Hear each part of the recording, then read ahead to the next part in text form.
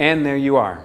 So today I wanted to get onto this camera. I've been really quite busy, and there's been a lot going on. There's a major transition taking place for me personally, so I'm just moving through that transition and doing what I do. Before I even begin, I wanted to send out an extreme thanks to all those who have been with this message and with what we're doing for, I guess it's like 6-7 years now. And it truly means a lot. Like, I spent a lot of time just in, putting in work, like figuring out things, making sure stuff stays functioning, getting with certain people, politicking with those people, dealing with the haters and the trolls, all of those different dynamics. So a lot of times when I'm engaged in that, one, I haven't had a lot of opportunity to just jump on this camera, which I love to do. But more than anything, sometimes this gets my mind to just pause for a moment and say, hey, thanks. It means so much to be at this stage of consciousness, and all of what the infrastructure all the infrastructure that's been able to be developed is immense. And we're looking more and more towards incorporating, just what we do into everything that's going on in society to continue to make that change. But I know that there's thousands of you out there, and there's people that I don't even know that never make contact, but are truly there, contact on the physical level, but are truly there on the spiritual and the mental plane. So I wanted to say thanks so much, because it's valued.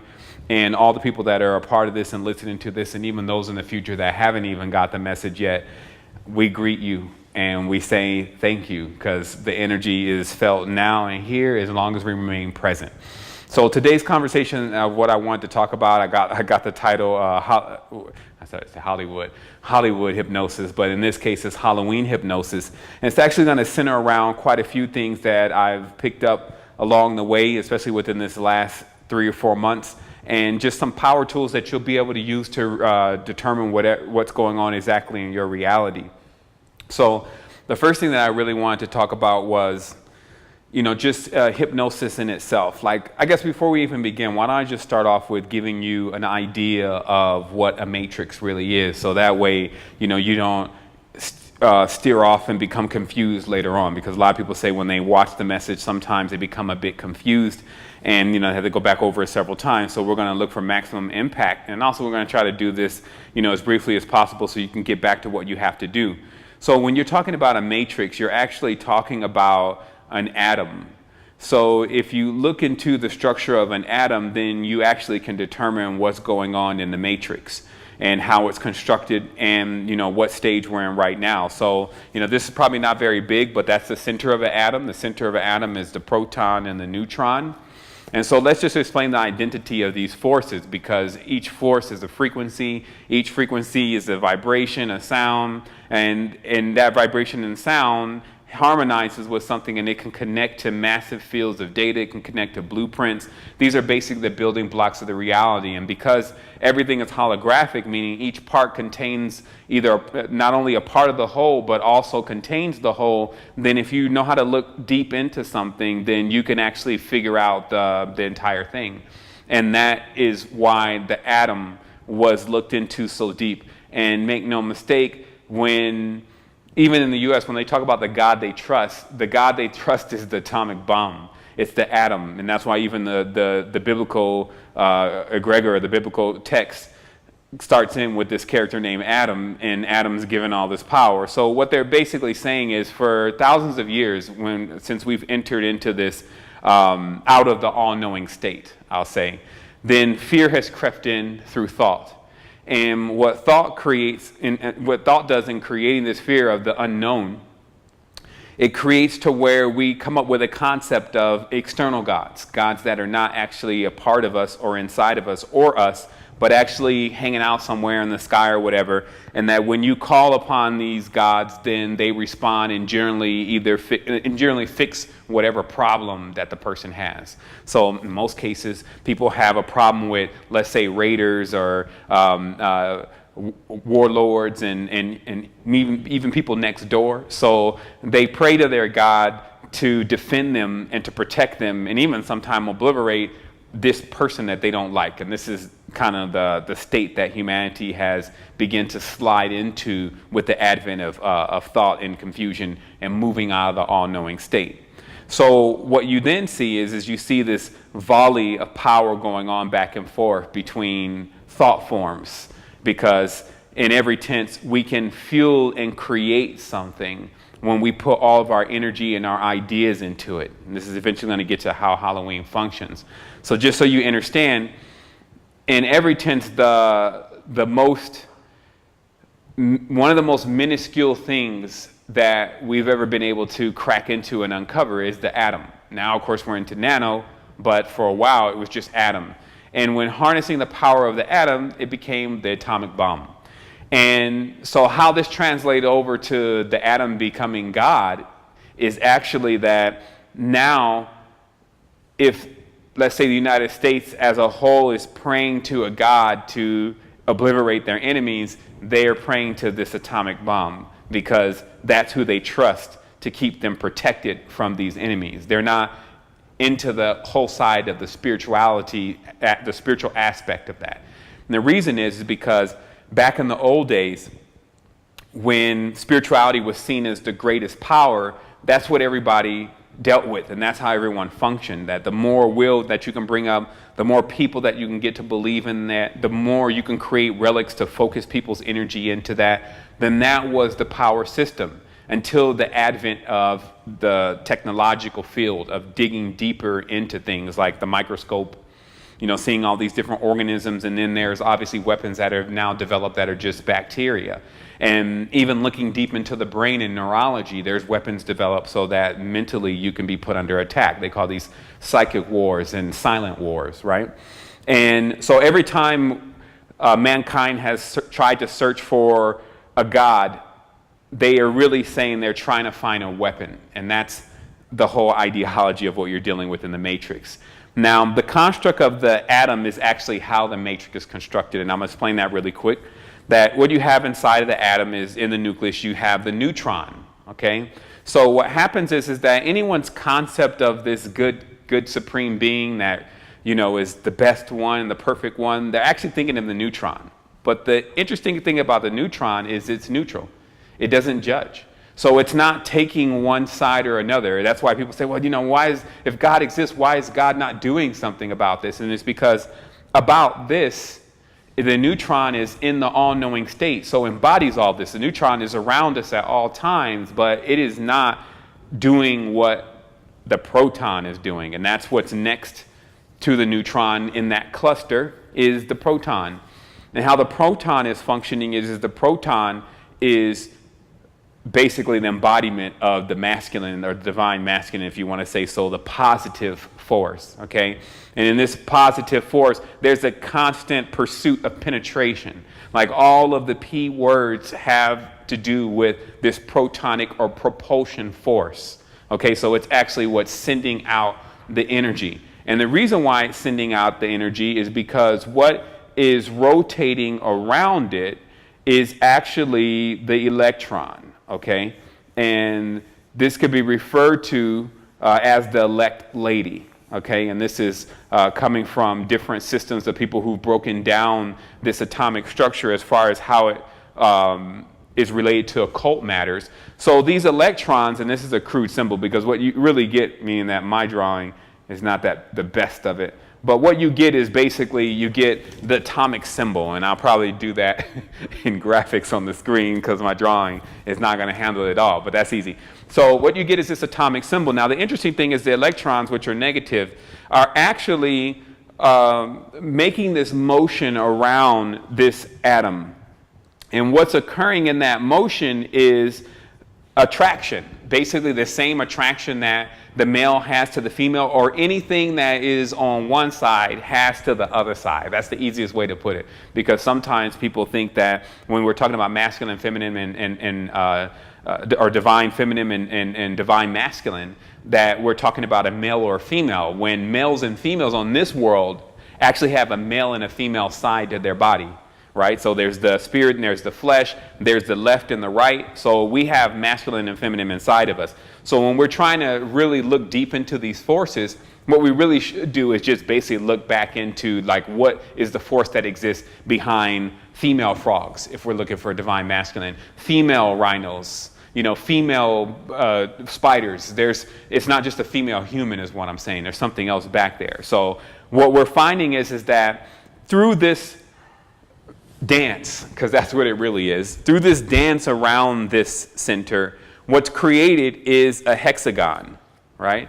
And that hexagonal field is like a box. It's like a three-dimensional box. And inside of that box is where matter is formed. And that's the matrix. Okay, that's actually where you're at right now. You're inside of that three-dimensional box because of the ladies or the electrons, you know, the mistress, the maiden, and the crone, and the protons and their positive forces continuously in their yearning and dance for one another create a field around the neutron and the proton, and thus beget matter, time, all of what you're dealing with right here. And this is ancient knowledge. Like, this knowledge was pulled straight from Kemet. Everything that is in Kemet centers around this atomic knowledge. And actually, it even goes deeper, which is another course, because I've been studying after discovering the atom. I went deeper into the nano, because the nanoparticles are much more smaller. And to me, the nano is synonymous with the nana, as in the nonagon, which is or nanogon, which is 9 sides, which is the Enneagram, which is the system that the Matrix was first on. And that actually brings us to what the name of that entire system was. The first Matrix was called Eden, okay?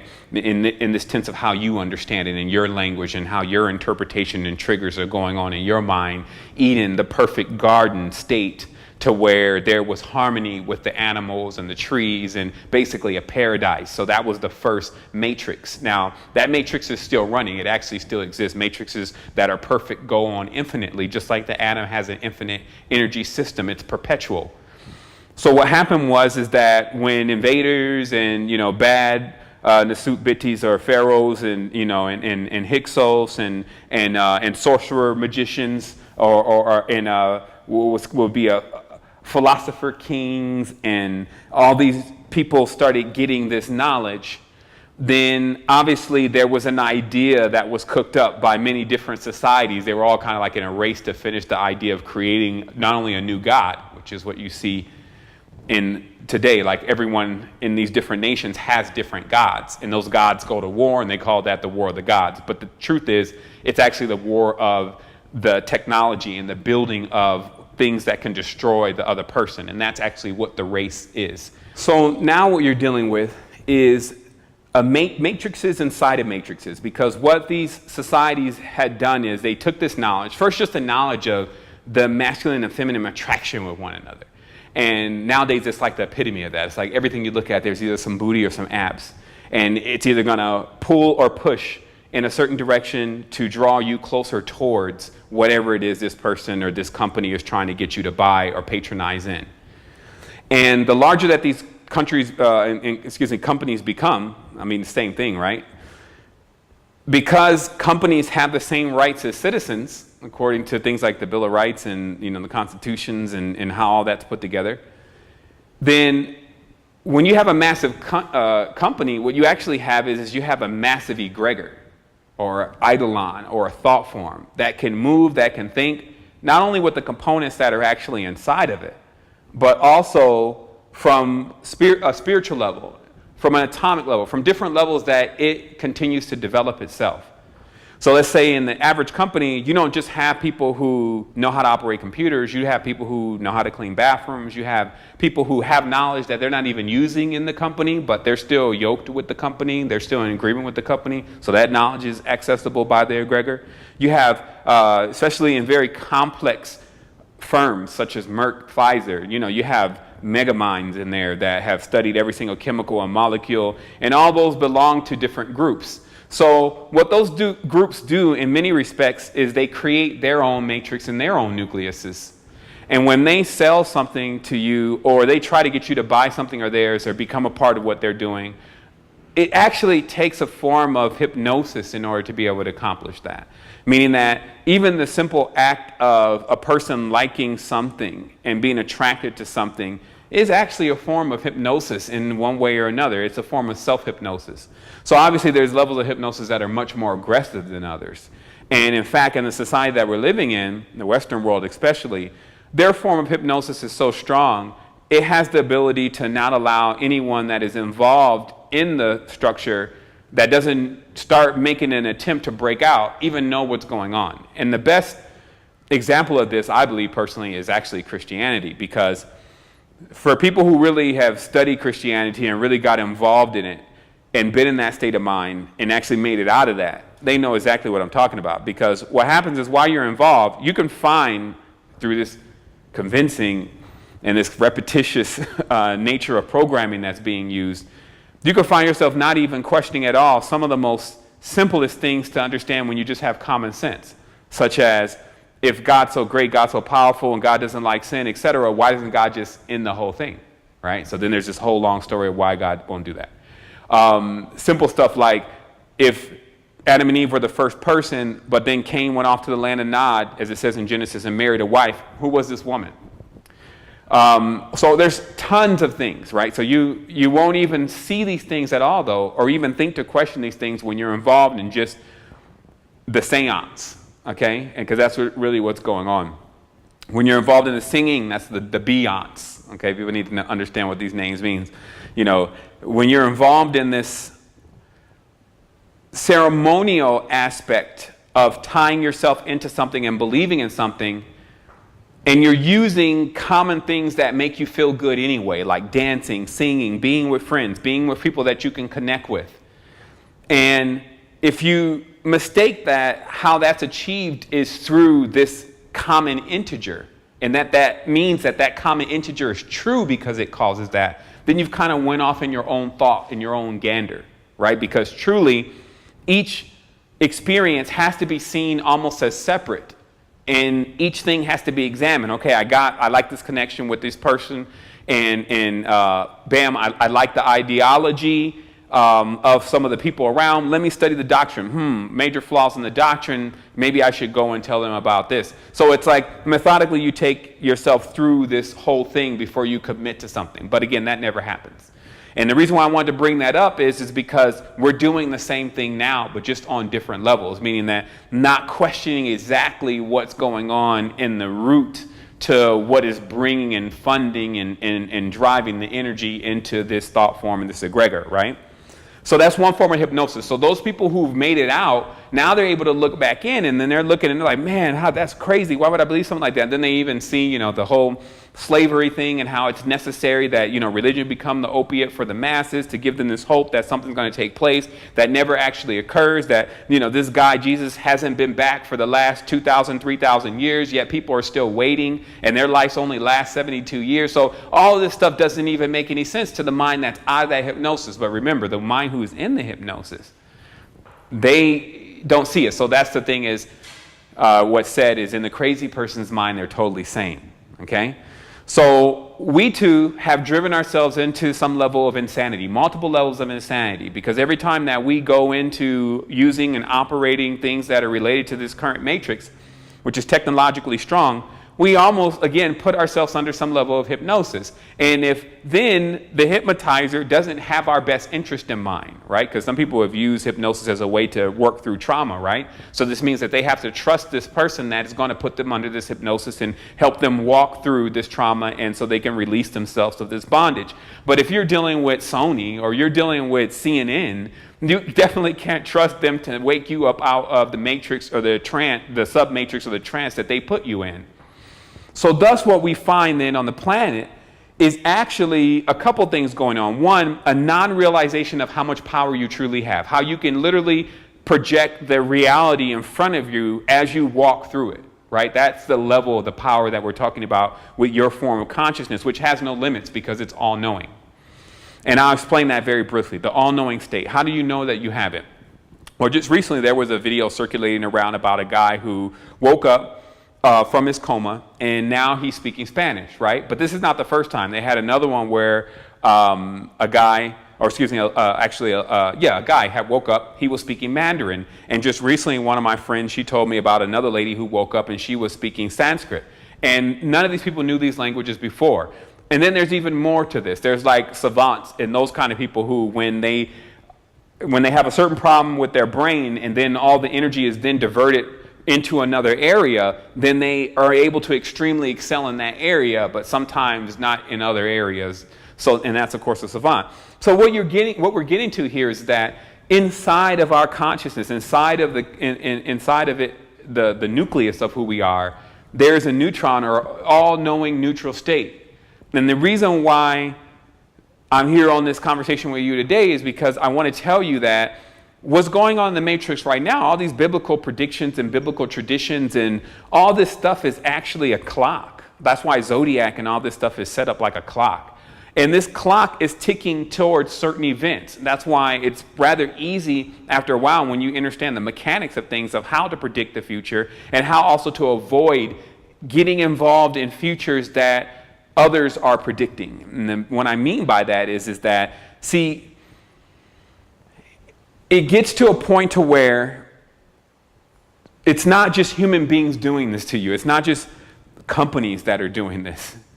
There were other life forms that were much more vast in their intellect, and they still tapped into thought and then got into the whole fields of intelligence and technologies and all that, and then began to develop these systems, right? And one of those particular egregorian groups, okay, because that's what you're dealing with, is the Luciferian group, okay? And these are the terms in which you would understand it, because, you know, depending upon what planet or parallax or state of consciousness that you're on, there's a cognate for this form of being and this form of activity. And what I'm talking about is those who manipulate with light, because that's what a Luciferian is truly doing on all levels, meaning that they're utilizing light, and the maximum of that light is actually the sun. And refracting the diamonds or tetrahedrons of the sun. That's why Lucy with the sky, in the sky with diamonds. Okay, anyone who's been on LSD can see the geometric fields that are being sprayed into the reality from the sun. And what that is Luciferian, because it's the use of shaping, forming, and fashioning light. Luciferians, they tap into that energy and they refract that energy, meaning they know how to use mirroring, symbolism, different things in order to trigger various aspects that then bend the light, which makes it look like it's not like it not really is. So that's why it takes a third eye at times to see exactly what's going on. All the eyes need to become singular, because other than that, you get more or less what we would think is a 3D effect popping out in us, like anaglyph glasses. And then much of what's being projected is just two-dimensional symbols that our consciousness is making 3D. And then this builds an illusory plane around us that, in every sense, to how much you need to pay attention to what's going on and how much you need to get yourself to another level is very real. But as far as the magnitude, just in sheer energetic measurement, the magnitude of what this matrix has compared to what there really is in the all-knowing, it's virtually illusionary, meaning it doesn't even register on the meters almost. And that's what's meant by it's an illusion. And, you know, those are things that we need to get very clear. That's measured on an energetic scale. So personally for you, it takes a little bit less than 3.5, between 0.5 to 3.5 volts to run you in your reality. Okay, that's as much as coming off you in this particular field, the electron fields. Now, as far as, so then what I'm saying is that, so where is the rest of your energy going, right? And this then gets you into what the purpose of hypnosis actually is. Then what occurs is actually every single thing that tries to get you to get more attached into the matrix, and this becomes very tricky to explain. It begins to pull a certain level of energy from you, right? Because it's taking your perception, it's taking your focus. So in every tense, you have to basically police the situation all the time, making sure that you're focusing on things that are also going to build your energetic center. Because when you're pushing out focus, you're definitely pushing out energy. But when a person is, let's say, watching tons of videos, like, you know, the internet is the internal network. It was designed to create a matrix within a matrix. That's what that is. So when you decide to go into the matrix and go into the web, you also have to be very cautious of not getting trapped in the web, right? Because then you're just losing current energy, time. And you may be watching somebody's video, somebody's cat singing and playing the piano or something like that, and then you look up and you lost time. And then as far as reciprocation is concerned, while you may have got an immediate moment of somewhat of a virtual enjoyment, overall, you didn't gain anything. In fact, you lost something that, in a matrix like time, you can't even really get back, right? So every 2-3 hours, you won't get that back unless you figure out the secret to time. So what we're talking about here is, to not make this complex, is that the Luciferian egregores, which is basically Hillary Clinton, Donald Trump, and as we talked about in this conversation, the whole Halloween, religions, all of this stems off of a few dynamics. And so to simplify it, it stems off of, first, the concept that you don't know everything already. So how this works then is that means you must go out and learn it. But with as much information is now revealed on the internet, and as much that different people have to say about so many different conversations and all these different books that are coming out and these techniques and these new ways, how does a person absorb all that information in that busy schedule that they have, right? So I'm going to show you something. So, we have 24 hours in a day, but we spend half of those basically sleep almost. Okay, so almost half sleep. The other thing is that once you come out of the sleep, how much time do you really get by yourself anyway? And this is the thought, like how much time do you really spend by yourself without somebody saying, hey, I need this from you, or you feeling like you got to go and do something, or now that you have this time, now you can do X. So a lot of times you don't really spend time with yourself, so you would think. But the truth is that actually most of the time that you have, you spend by yourself. And that's either on the toilet, in the shower, or sleep.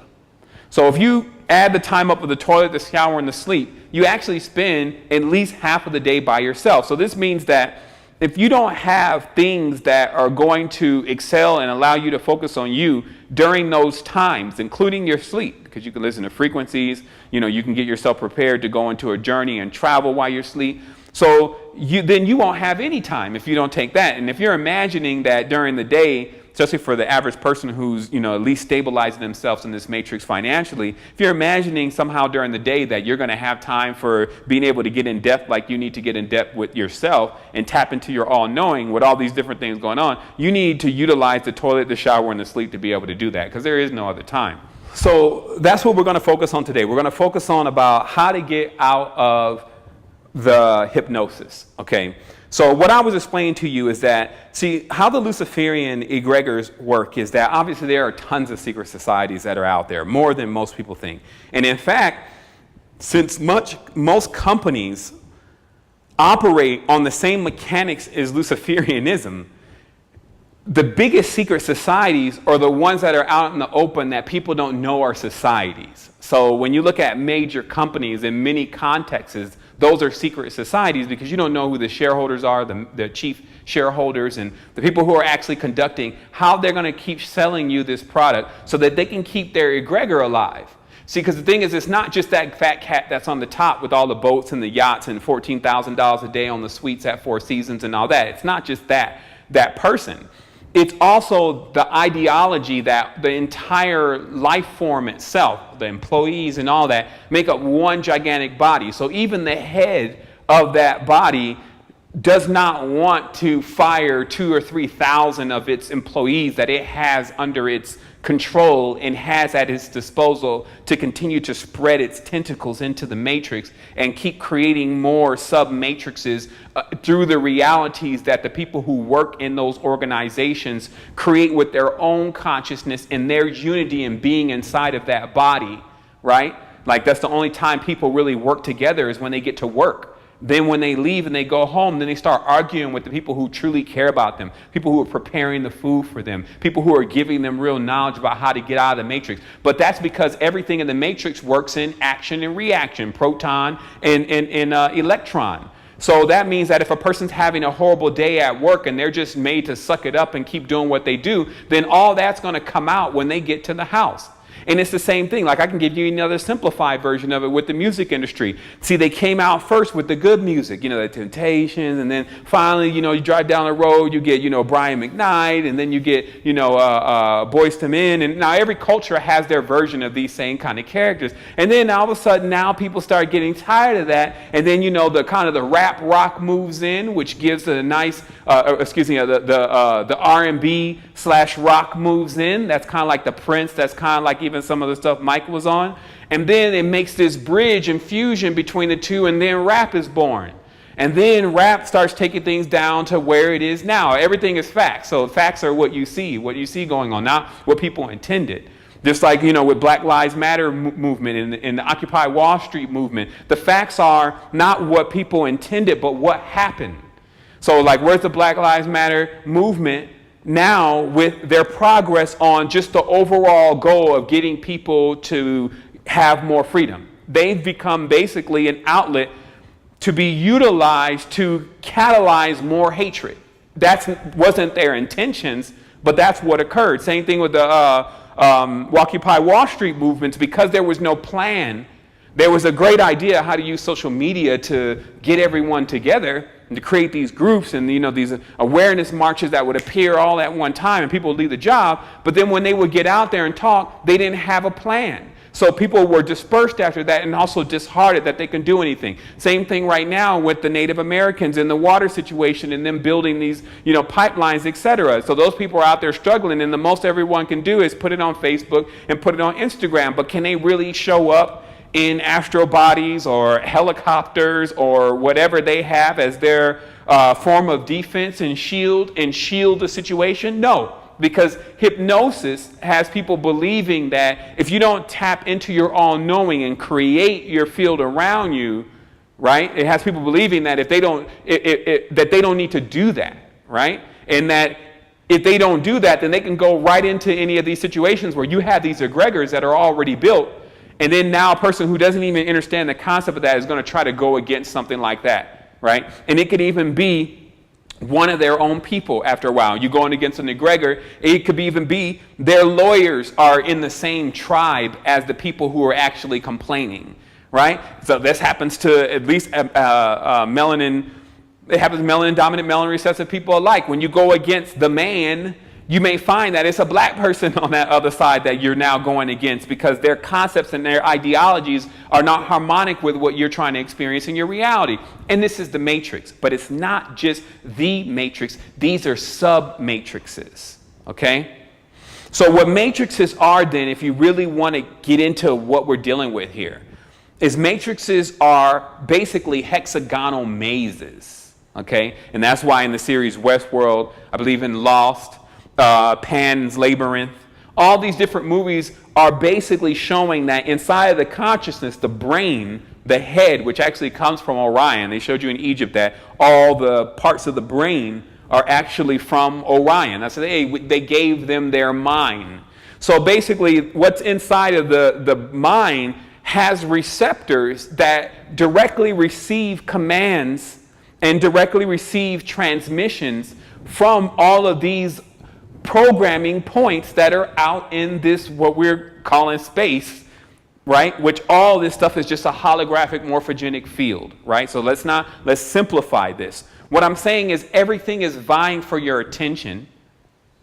And then if you don't know how to direct your laser and your beams and your focus properly, then you can get sidetracked and start looking into these mirror worlds.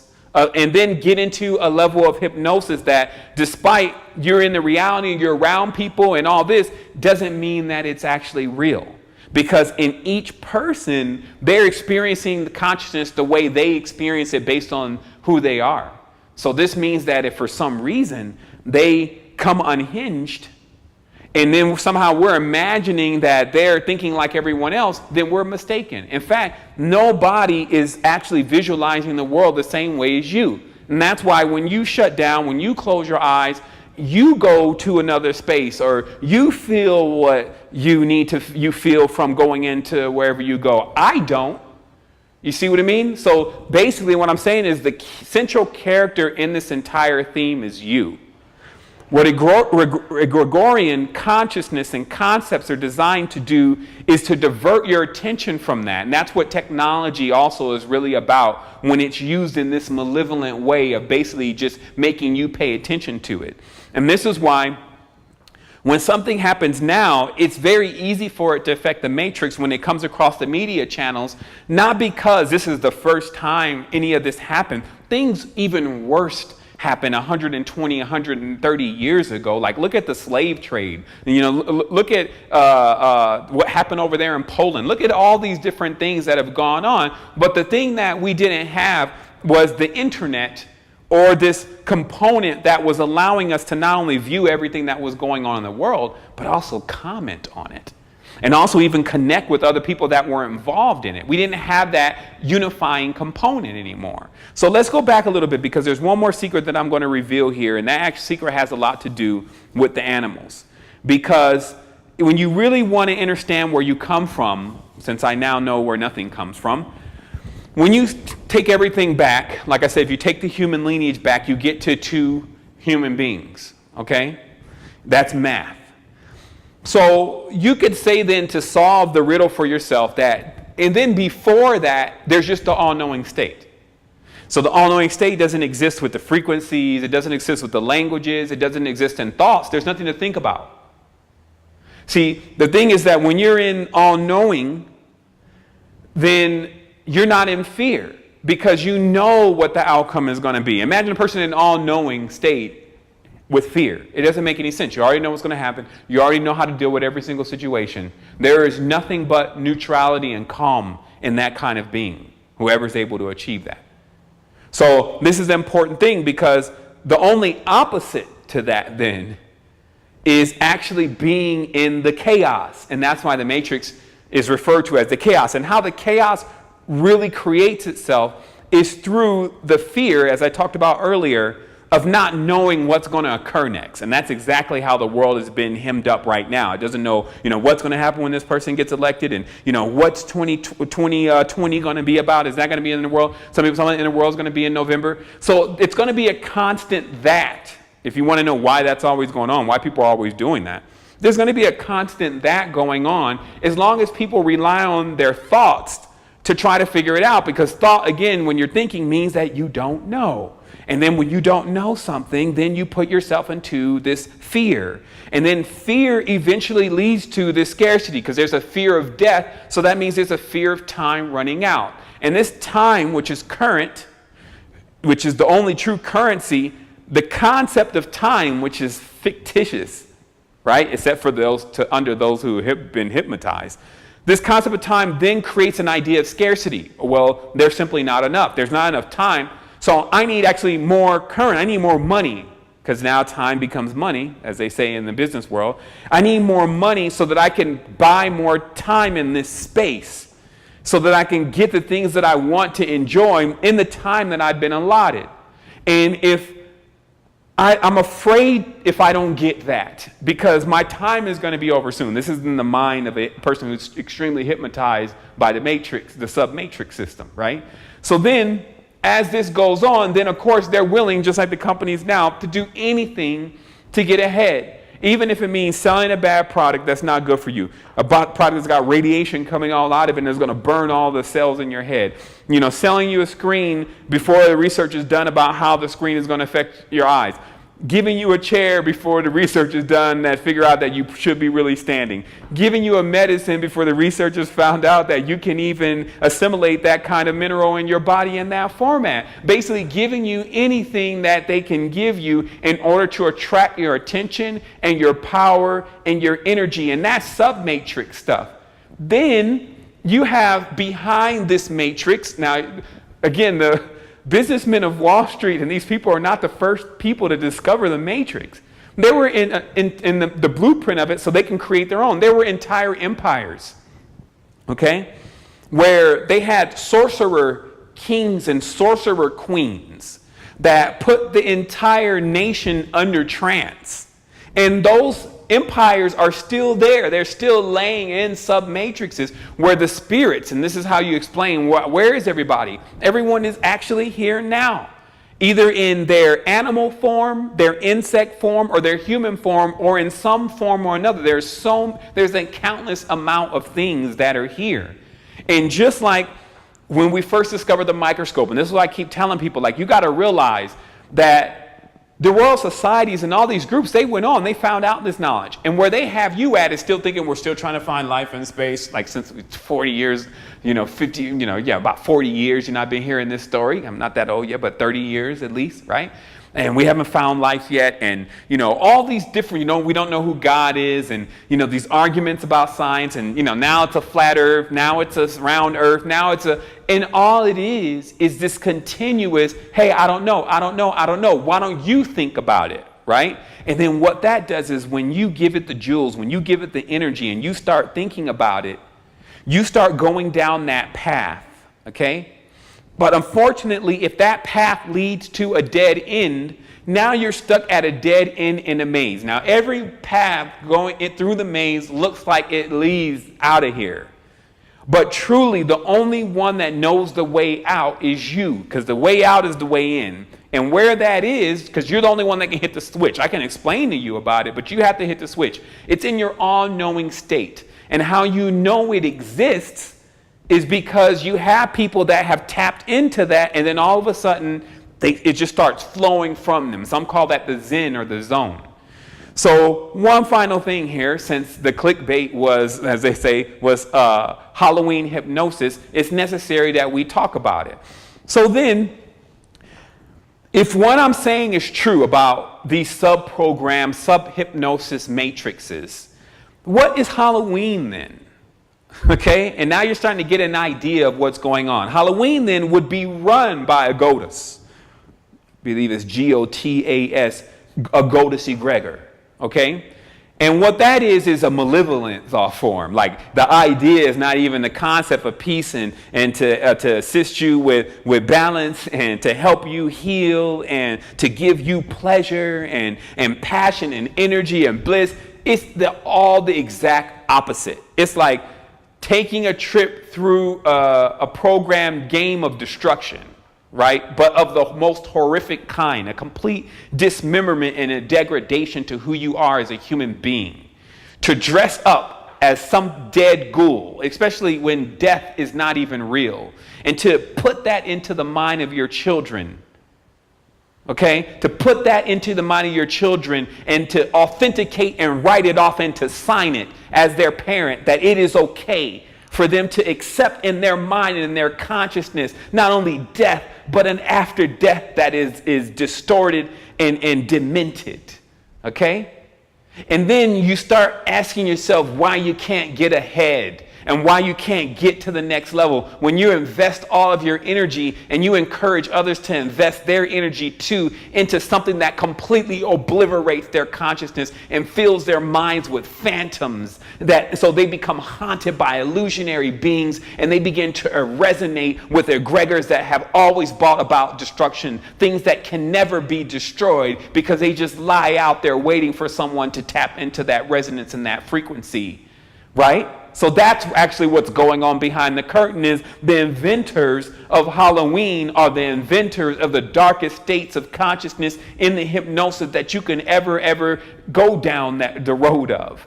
And yet one sends their kids down the road. Notice how it works. They send their kids down the road. And actually the one who wins the Halloween costume is the one or costume contest is the one who dresses more ghoulish. The one who dresses with the most blood and the most carnage going on. You see?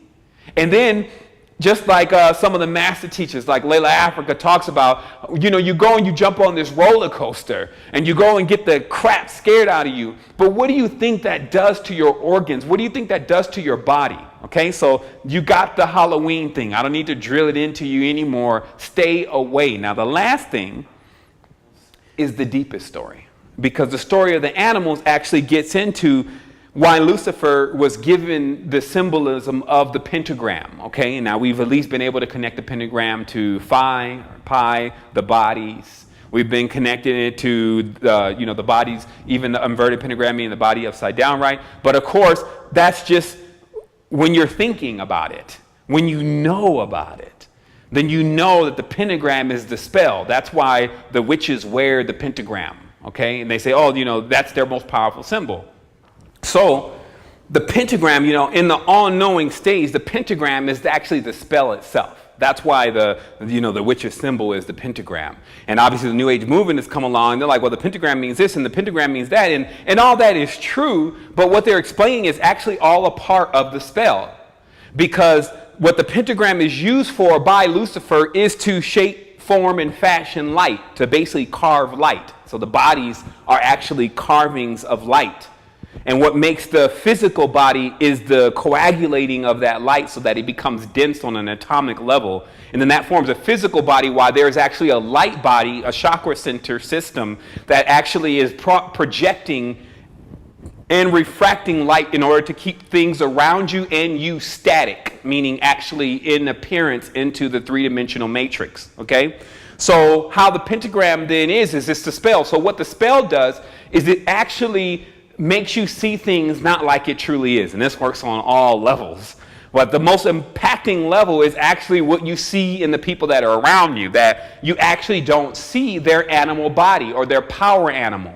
Okay, and that's what it's called now in the New Age movement. No, you're a power animal, right? Because the knowledge is just like the Native Americans, could turn themselves into other life forms. They could turn themselves into the totem animal, they could turn themselves into the buffalo, they could turn themselves into the eagle. And the reason why they can do that is because those are the ancestors, okay? Like when you're talking about, we're not talking about cats and dogs and pigs. Okay, because those are the domesticated. That's thousands of years in the matrix in domestication. What we're talking about are the original beings that have all these senses. So now if you notice how, like a jaguar even, or a lion and a tiger even, the level of prowess that you're talking about, the level of power, the level of sense, the eyes, the hearing, like all of their hypersensitivity, you're walking miles away. The plant systems, okay, too. The insect system, talk about all life forms, animals, plants, everything that's here that has life in it is actually the ancestors. A big key to this and how you begin the major process of deprogramming and dehypnotizing yourself. So what we're dealing with here then is that how this all works is that the more you believe that the reality is real, and this is how you can learn how vicious this cycle really is. This has nothing to do with compassion. In a sense, this has nothing to do with any of those mechanics. This is just how your consciousness functions, right? And I'm going to tell you a couple secrets here. I'm going to tell you about the sentinel. I'm going to tell you about solidification. And I'm going to tell you about malleability. And let me see, sentinel, solidification, and malleability. Okay, so what we're talking about here is that now we have all these words then that, like I explained illusion to you earlier, illusion should be governed by how much energy or wattage is incorporated into something to determine how close it is from being dense or cloud-like, okay? So that would be like another definition of illusion. But we don't have any other words. Just like I said in that if you're trying to do this in other languages and you're trying to bring this knowledge and message, you'll find they don't have the words for what you're talking about. So English is like that too when you start to try to explain some of the much more deeper things, because it leaves a person in this like, I don't see how that works. And one of these is about the more energy or belief that you put into activities that go on in the matrix, the more it impairs you from being able to change in the event something doesn't go the way that you want in that activity, for you to change it. Okay? So this means that the environment that's going on around you, if let's say you lose a loved one, or you lose a job that you really need, or someone betrays you, what that actually does is it solidifies more for you that the matrix that you're living in is actually real, because the experience, it tapped into a side of you that is very real. Okay? And then what happens is the more of your energy that you divert into that, when you want to change it, because it has so much power, it's now solid. And that's what I mean by solidification. And the more solid something becomes in your consciousness, you don't have the power to mold it anymore. It becomes basically like stone. So how you do this then, the technique is that when something is going on, like things are getting on your nerves and stuff is happening, keep a mindful tense if you expect to change whatever is going on, how much energy you actually give to it. Because that's the energy that you're going to be going against, is how much energy you are putting into it. Okay? So when you start adapting this state of mind, I mean, it gets almost to the point where it's impossible for other people, if they saw what you were capable of doing, when you start realizing the keys to these matrices and how they work. And how, like, if something goes on, like you're about to get, a job. Like somebody asked me this question the other day, and I answered it for them. I wanted to share it, but I just didn't have time yet. But it was about, they asked me why when they're about to get something that's going to change things for them, like let's say a new car, a new job, or, this business idea, this loan, etc., then it ends up not going through. And time again, it doesn't go through. And I explained to the person because there's different mechanics to those kind of things. One, that first you should always know that there's a diametrics or opposing field to anything that you're trying to do. That's just how the matrix works. With every action, there must be a reaction. So you want to not let that diametric force know what you're attempting to do. And you often do that by overexcitement. When you're overexcited, you send these frequencies out that now must be responded to. So then the sentinel actually sends back the corresponding opposite force to whatever you're excited about.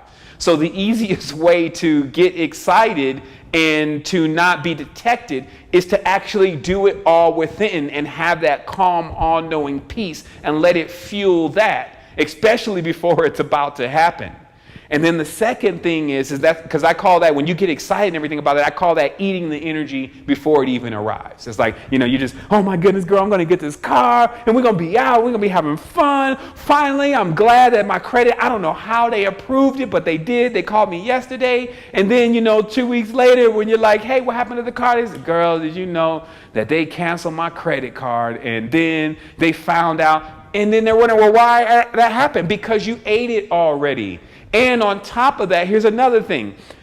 Now, if you didn't set off the alarm, sometimes, and actually more often than not, if you tell someone that has nothing to do with it, if you tell them about it, then their energies, their hypnosis egregores, and all the stuff that people have, the baggage, that's what the real baggage is.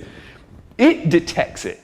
And it's like sending its own force, because in many times when you tell somebody that you're going to another level, don't be surprised if they're not happy about you going to that other level deep down, but on the outside they're like, oh my goodness, I'm so glad. And they're like, I can't believe I'm doing way more than her, I look better than her, why is she with him? And or the guys, I don't even understand, they should have picked me for the draft. I mean, I'm running faster, and it's, so you would be surprised, but then when the guy comes up and says, oh man, I made the team. Yo, man, bro, you did it. And he's like, man, how? So this is what's going on until humans figure out themselves and what they're doing and how they're holding themselves into these prisons and prisms. Then, this will continue to go on. It's basic. You shouldn't, if you're catching feelings about it, right? And if you feel like you're upset about that, then that's because you bought into the whole thing.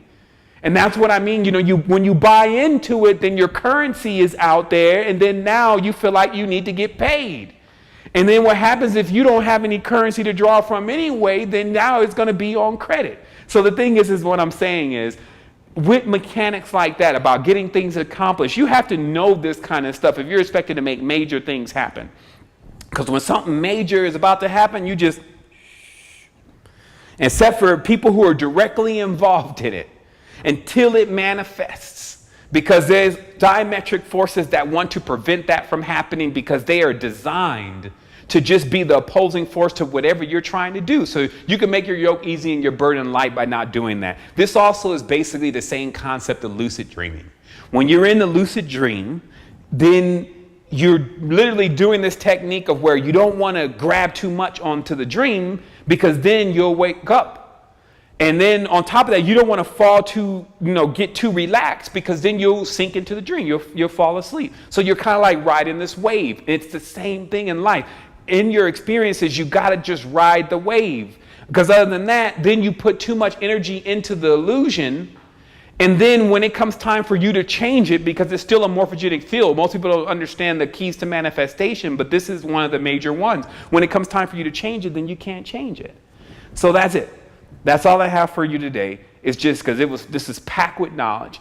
It gives you the ability to use the key, the atomic structure, to identify the different thought forms and energies moving throughout the reality. It puts you in the know about what the Luciferian context truly is, for better or for worse, or for good or for bad, because it contains all of those components. The sheer manipulation of light and the consciousness, those people's consciousness that are susceptible to light, which is those who have that Orion template within their skull, which is just one part of the physical body. That's why some people say, well, I'm trying to come from the heart. I'm not using my mind anymore, because those fields oftentimes are hacked. Most people's thoughts are riding across the same frequencies or hertz that their radio is on. Like, people don't even connect that, when you see the radio dial 107.1, 92.5, all those popular radio stations are in most cases moving across the same hertz that your thought is. And if you don't believe that, then you just don't understand. You haven't studied, because that's how invisible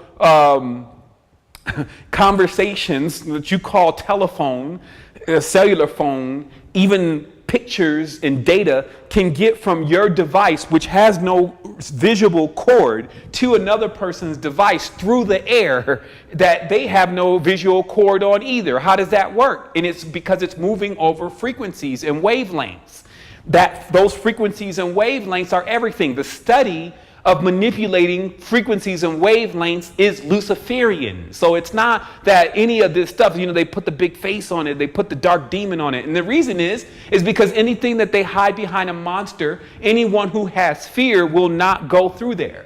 And if they have tapped into this Halloween and, they're all scared and they're going to these spooky houses and they're on these crazy rides, they're very familiar with the egregor and its fearful context. So the next time that they're triggered by something that, Freddy Krueger or whatever in their dream, then they have in this disruptive state of consciousness going on that they have a hard time getting free from. So just remember what all this stuff is connected to, how you can change it, moving into your all-knowing state, beginning those practices now. It's not going to happen overnight. Don't ask me or send me text about how to do that, because you will be asking me to teach you how not to think. You see what I mean? So all this should come intuitively, and just remember the reason why you know it's there. Instead of you know it's there. It's not you have to think about how to get there. The reason how you know that it's there is that many people have gone into states of consciousness where they've been able to pull entire volumes of information out of nowhere. But guess what? That nowhere is around everything, and you can tap into it. Wholeness and balanced vibrations. Have an amazing time. Have an amazing infinity. I will be back with you when I can. For all those, again, that have been supporting and with their information, their likes, their comments, etc. Thank you so much. I would also say that, hey, I had to, so for those wondering what happened to the beard, I had to go to a job interview. I have to keep this going. And I would just tell you, if you're out there and you have resources and you've still been just twiddling your thumbs, wondering if we even need resources or wondering if you can give resources, man, this is 5-6 years tight. No off the wall, the world's going to end on this day. No, hey, you can't get access to this. We gave everything. We just started the university for those who want to join the university, have more of a curriculum base of what the knowledge is, and so that we can halfway stay afloat. But for those who really just want to get into knowledge, you just got to listen to these videos. There's literally hundreds of these videos, each talking about something to guide you along this path through this maze and talk yourself down from suicide. Basically, if in this direction that we're going with buying into this falsehood of this sub-matrix that they've built is basically driving everyone into a suicidal state because of the clock that it's on, which is based on these Abrahamic traditions, which are part of the original programming system of the Sorcerer Kings. So when you want to basically eject out of that and get closer to Eden, get closer to all your hypersensitivity so you can begin to comprehend all knowing, then you have to choose to put this down. You can't focus on this. They say you can't focus on two major things at the same time because one is going to lose more power than the other. So focus on yourself. That's it.